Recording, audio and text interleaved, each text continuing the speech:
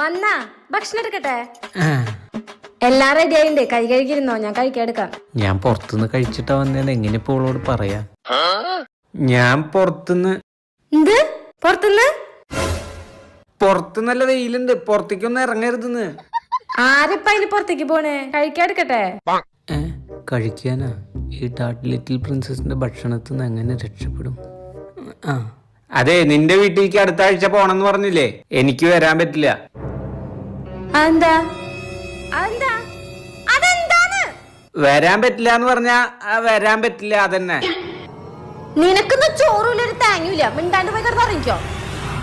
എടി വിശക്കുണ്ടടി, വല്ലതും കഴിക്കാൻ താടി. വിശക്കുണ്ട്.